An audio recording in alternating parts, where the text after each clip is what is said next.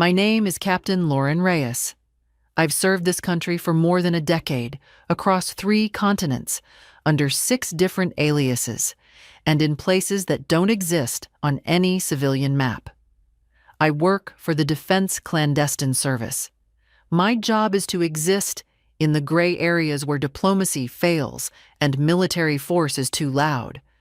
But to my family, I'm just the daughter who vanished in shame. They think I had some sort of breakdown in my 20s, that I ran away, couldn't hold a job, maybe ended up in rehab, maybe worse. They've whispered stories about me at family dinners for years, passing around pity like it was a side dish. What they don't know is that for most of those lost years, I wasn't allowed to call. I wasn't allowed to write. I was embedded deep inside foreign soil, cultivating assets and preventing the kind of catastrophes that make headlines only when we fail. I've been the voice in a Special Forces operator's earpiece while they crossed borders in the dark. I've been the one who decided when to pull a team out before the building exploded. And every time I came home, I had to pretend none of it had happened. You learn to live with it. You learn to smile when your mother gently asks if you've figured your life out yet, while you're still carrying the weight of 3 classified missions and the memory of 2 teammates you couldn't bring home. You get used to being the family disappointment, because the truth isn't yours to give. It belongs to the state. I stayed quiet for years.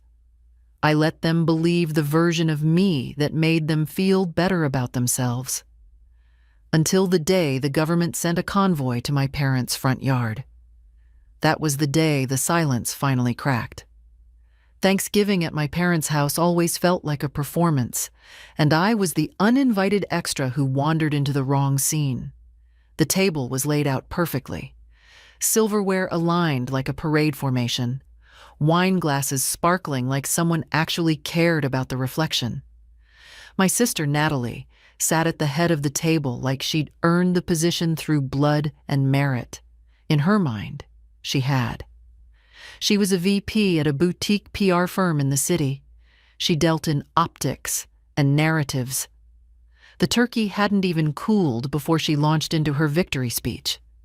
Natalie always had a way of turning a modest raise into a revolution, making sure everyone knew how irreplaceable she was to a company that sold overpriced candles. My mother nodded along, her face frozen in a permanent mask of cheer. It was as if she stopped smiling for 1 second.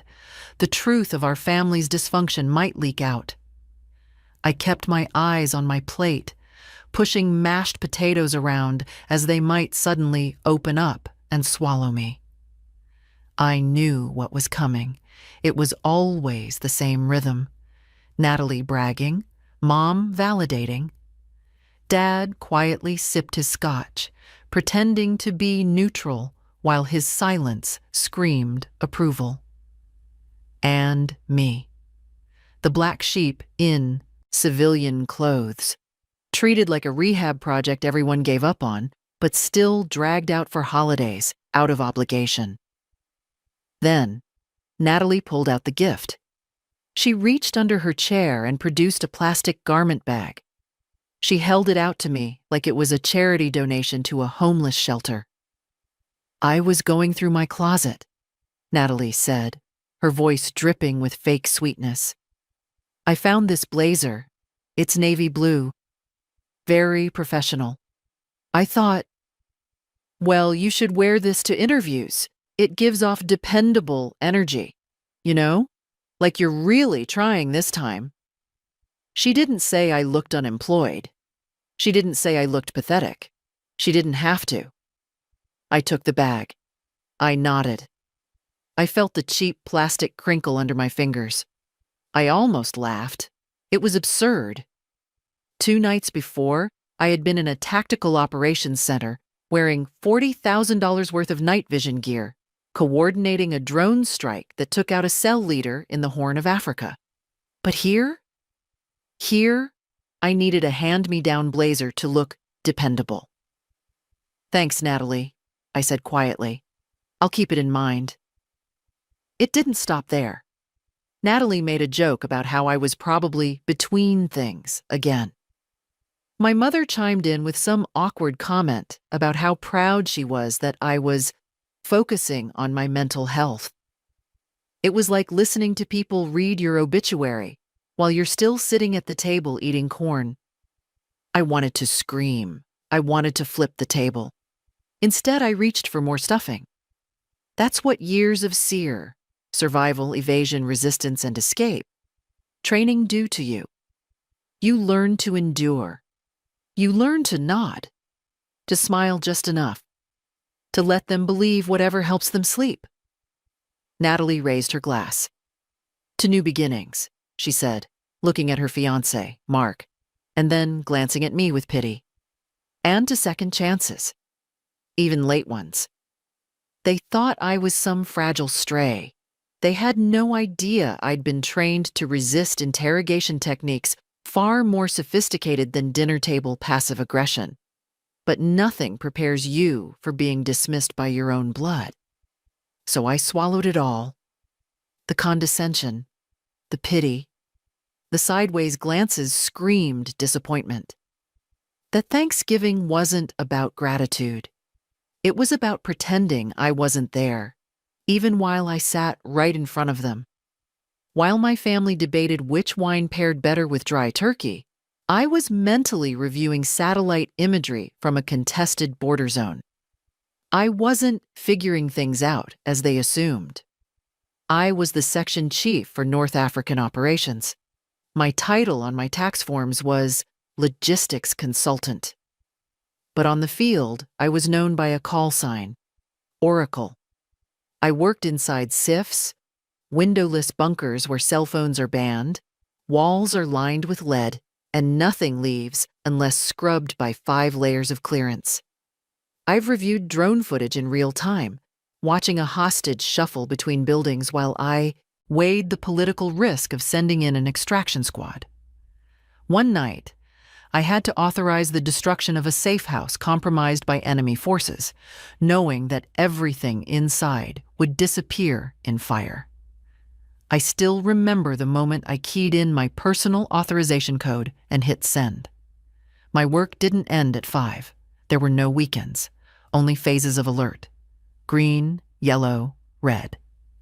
And for the last 3 years, I have lived in red. And yet, back home, I was the lost daughter. The girl with missing years on her resume. They thought I was hiding because I was ashamed of my failures. But I stayed silent because national security doesn't make room for personal vindication. Every mission required restraint. Every briefing demanded neutrality. I couldn't show fear or bias. But sitting at my family's dinner table while my sister lectured me on how to build a LinkedIn profile took a different kind of discipline. The kind that leaves scars no battlefield ever could. They had no idea that while they were hiding the good liquor from me, thinking I had a drinking problem, I was one of 3 officers in the agency with clearance to launch kinetic operations on foreign soil. I wasn't absent. I was deployed, mentally, physically, and legally beyond their reach. There was only one person at that table who ever really saw me. Grandpa. He never asked questions. He never tried to fill the silence with empty talk or awkward pity. He was a Vietnam vet, a tunnel rat. He knew what silence meant. He sat in his recliner, eyes steady, hands folded. There was a stillness to him that felt familiar. It wasn't the stillness of age. It was the stillness of a hunter. He always made sure I got the chair with the back to the wall, not with a big fuss, just a quiet nudge and a knowing glance. I never had to explain why I needed to see the exits. He just made it happen. When I walked into a room, his eyes didn't scan for what was wrong with me. They scanned for what I was watching. He noticed the way I kept my bag close, because it contained a secure satellite uplink. He noticed the way I flinched at the wrong kind of ringtone. He noticed the way I didn't drink alcohol, not because I was an addict, but because I was on a 2-hour recall notice. One time, after a particularly brutal dinner where Natalie made jokes about my gap years, I walked past him toward the kitchen. He looked up from his seat and gave me a small, slow nod. It wasn't dramatic. It didn't need to be. That nod said everything. It said, "I see you. You're scanning the perimeter. You're carrying the weight." I never had to tell him what I did. I think he knew, maybe not the details, but the posture, the quiet, the coiled awareness. It was all familiar to him. The war I carried didn't scare him. It made sense to him. In a house where I was either pitied or ignored, he gave me the only thing I needed: respect, offered in silence. A soldier's language, spoken without words. Natalie had just started a story about her difficult client when it happened. I felt the buzz against my leg. 3 long pulses. Pause. 3 long pulses? It wasn't my personal phone. It was the burner phone taped to my thigh under my jeans, the one that only vibrated when the world was tipping into chaos. Code black. I froze, fork halfway to my mouth. My posture changed before my brain caught up. My spine straightened. My shoulders went back. The softness, the mask I wore for my family, evaporated. I stood up. Slow. Controlled. The legs of my chair scraped against the hardwood. "I need to step outside," I said. My voice had dropped an octave. It was crisp, cold. It was the voice I used to brief generals. Natalie snorted into her wine. "What is it, Lauren? Your dealer calling? Or maybe your sponsor is checking in before dessert?" She laughed. My mother looked down, ashamed. Dad glanced at me with something between pity and relief, as if he'd finally confirmed I was as unstable as they thought. Then a voice cut through the noise like a rifle crack. "Quiet, girl," Grandpa barked at Natalie. His knuckles were white on the armrest. "Look at her eyes." The room went dead silent. Grandpa never yelled. I didn't look at them. I stepped outside, closing the sliding glass door behind me. I pulled the burner from my thigh. I keyed in the emergency code. The screen flashed red. "Extreme priority. Asset compromised in Sector 4. Immediate extraction required for Commander Reyes, GPS locked, team inbound. ETA 2 minutes. I wasn't leaving the house. I was designating it as a command post. I stood on the porch, taking a deep breath of the cold air. I checked my watch. 2 minutes. Inside, I could see them arguing. Natalie was gesturing wildly. Mom was crying. Mark, Natalie's fiancé, was sitting still, looking at the door I had just exited.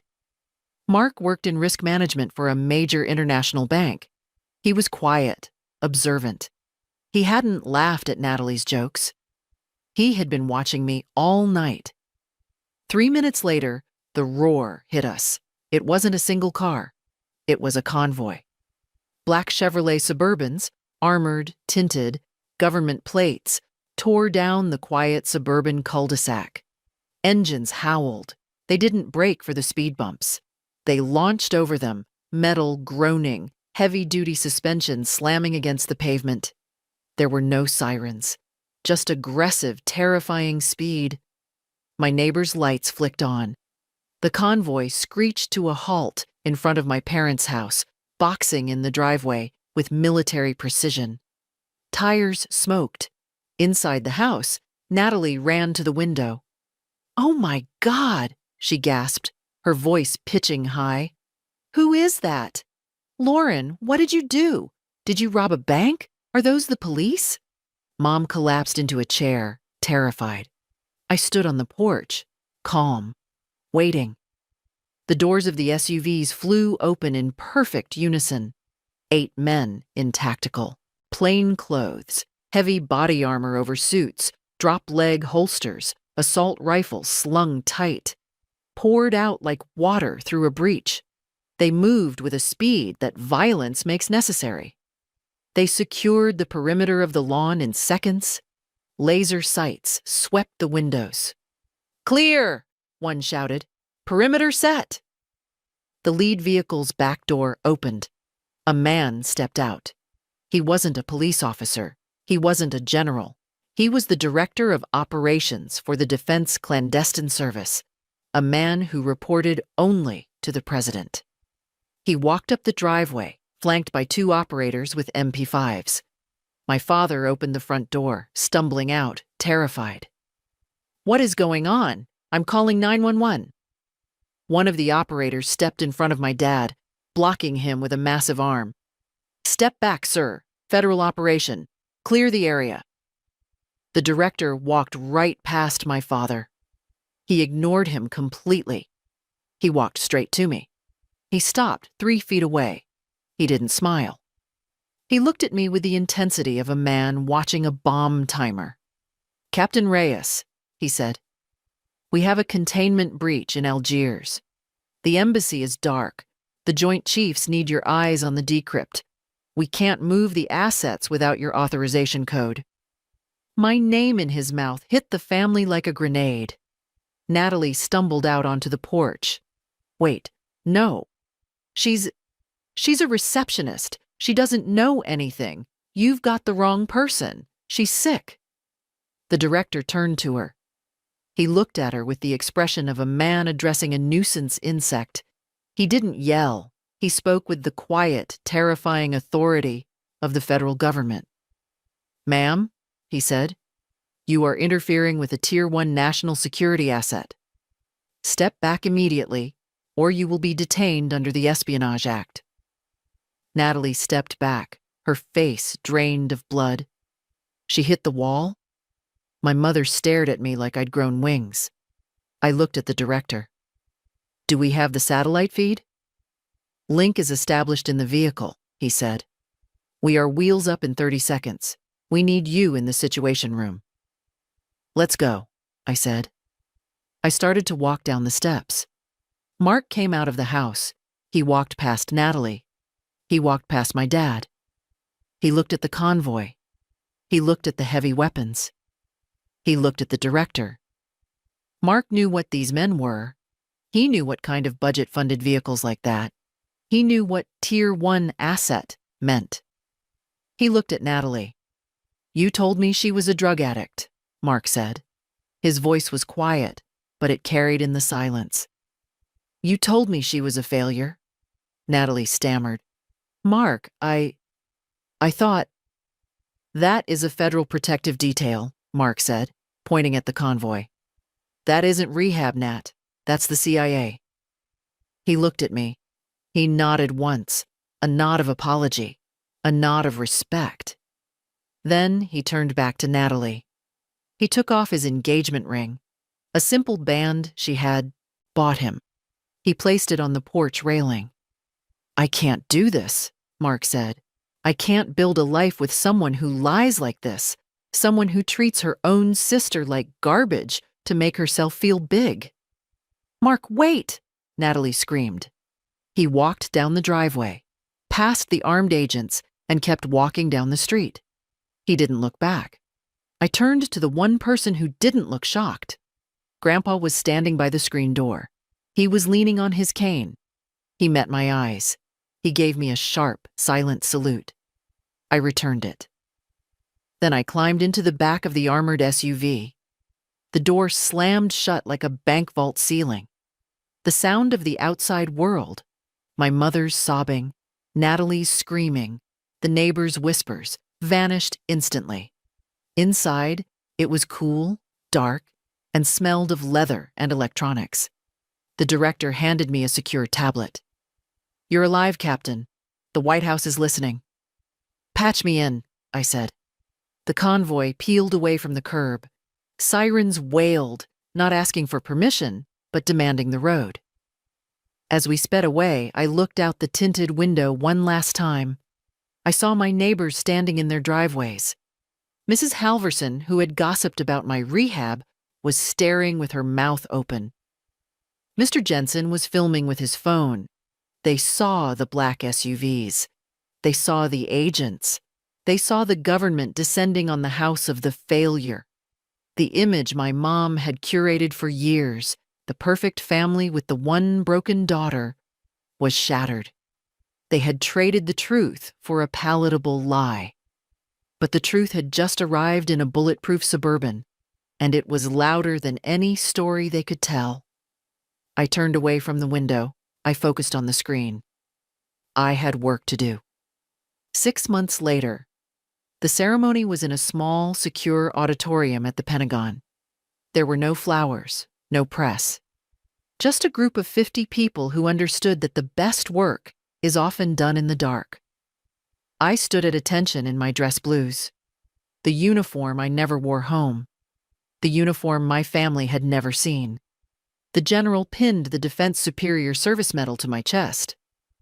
"For exceptional gallantry," the citation read.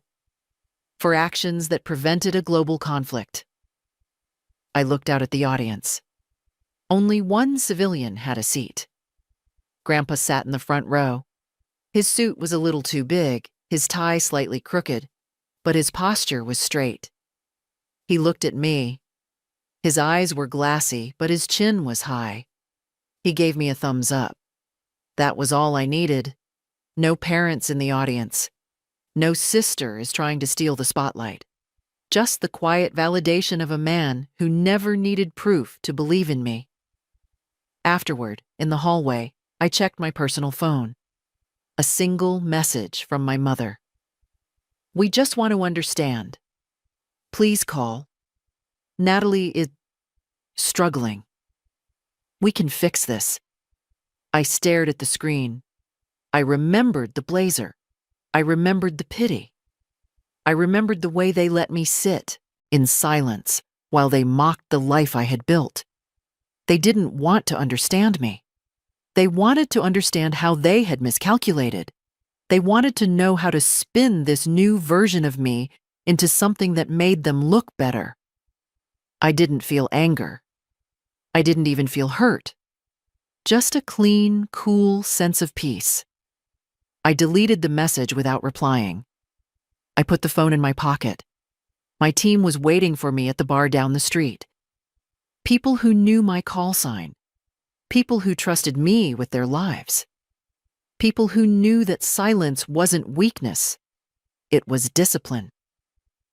I walked out of the Pentagon into the bright afternoon sun. I wasn't the black sheep. I wasn't the lost daughter. I was Captain Lauren Reyes, and I was finally home.